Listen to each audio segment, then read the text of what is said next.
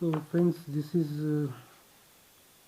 video number 4 in continuation with the basic concepts of polynomials, and this is in continuation with my observations which I mentioned in the previous video.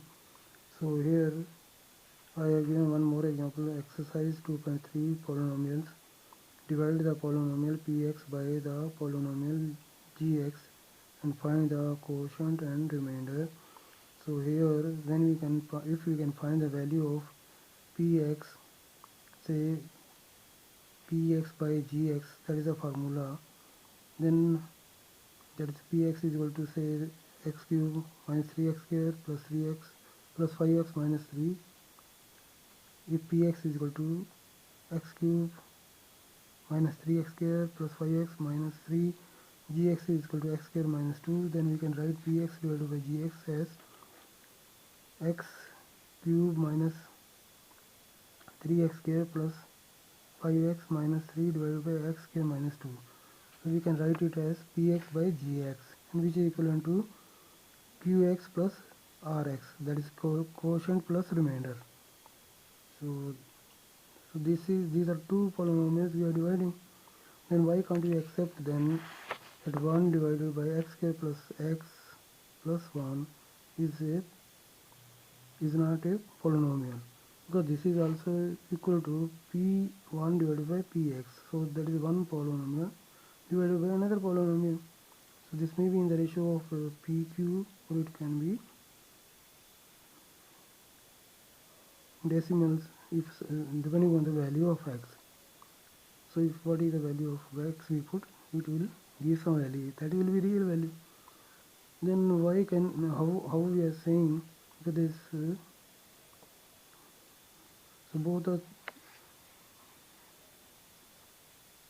questions are similar in nature, then it should be treated as a polynomial, because this is a one polynomial divided by another polynomial only, where in the numerator we have one term, in the denominator we have three,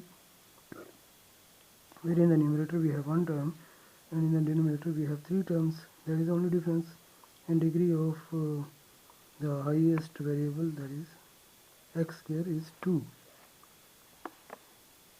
So then why it should not be considered as a polynomial?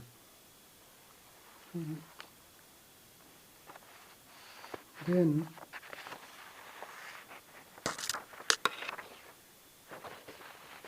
just like in the real numbers, we have numbers which are divided into real numbers and the imaginary numbers, and further real numbers are divided into rational and irrational. Similarly, we should be in a position to divide the polynomials also.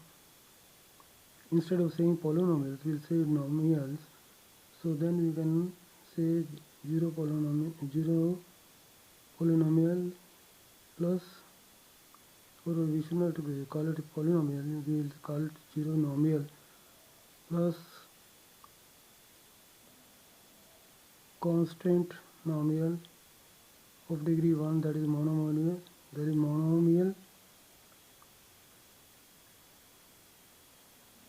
Now my suggestion in this case, what I am thinking, can we think about this thing saying on the same lines as we talk about numbers, then numbers are divided into real numbers and imaginary numbers, then real numbers are further divided into rational and irrational. So why can't we say, instead of polynomials, we say nomials, because poly means more than one. So but if we have one term, then we are calling it monomial. So similar special type of polynomial we have in the form of 0. So can we say nomial? Nomial we further can divide it into monomial and polynomial, because monomial means one term and more than one term is polynomial. So that is one possibility. The polynomial we have defined as monomial, then terms are 2 binomial, if terms are 3 trinomial, if terms are 4, then we are not talking about that. Only thing, then after that we are silent. So, but we can go up to n numbers. So okay, we are not defined. That is one thing. There was might not having any need. So, but it can be done. So we can say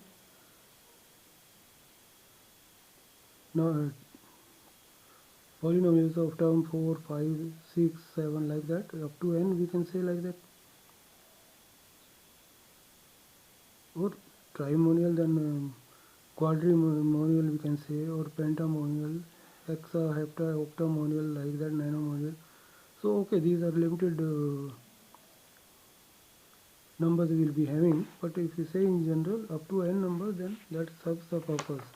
So that is one of the possibilities it can be done, because polynomial means basically it is a classification in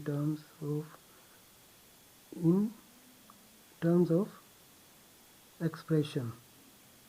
So number of terms in expression, or later on it can be converted into equation also. So number of terms is more important. Further classification we have done, okay, that is a different issue depending on the degree of variables. But then we have limited it to that also.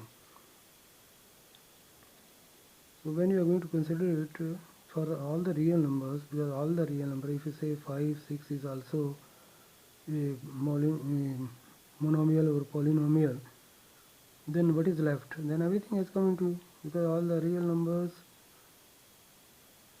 are polynomials only or monomials only. So why all the numbers should not come into this category? That is question I am putting. So like that we can consider, except maybe imaginary numbers. Imaginary number, a polynomial we can say that is imaginary polynomial, which cannot be calculated, for value of which cannot be calculated. So all the real numbers or all the monomials are real numbers only, and if we have more terms than we in the real number, then we can say these are the polynomials. That is the only difference what I feel, but all other things should be very close to the real numbers, because when trigonometric functions, trigonometric expression, why can't we consider that as a polynomial? Because there also terms are there and variable and constant terms are there, and if you have only constant terms, then also it is a polynomial or monomial. Then why can't we consider trigonometric functions as polynomial? On the same lines, there tan theta, sin theta, cos theta, they are also variables. They are also functions of theta, just like y is a function of x. So they are also variables, and constants are there. They have also values which are constant. So that is another point we have to think. But why only trigonometric function? Why not other chapters? Why not indices and surds or exponents or powers, what you call it, and then all AP series, GP series, and known series, and then probability, trigonometry, then derivation, and differentials, integration, areas. All other chapters of the mathematics should come under this category of polynomials. Okay, we cannot handle in one chapter of polynomial, but we can accept at least, okay, this is a part, because okay, that is different chapters are also part of the polynomials. Just like overall is mathematics, and different chapters are there in that we are dealing with that. So if we, or we have to further throw some more light on the definition of the polynomials, so that things should be clear. So that was my objective, to discuss these issues in under my this thing, heading of my observations, so that you can also share. You might be having different views or different doubts in your mind, so that also I think should be discussed. so that the concepts should be clear. Because if the concepts are not clear, then further more and more confusions and ambiguity will be there, which will not serve the purpose. And if we express the things as it is, then it is not a science. So science means there must be logic behind everything. If the definition of polynomial is very simple, if we go as per the definition, then things should be very clear. So gentlemen, this was my objective. So we should have a positive approach to discuss for the betterment of everything. So thank you gentlemen, this is over now.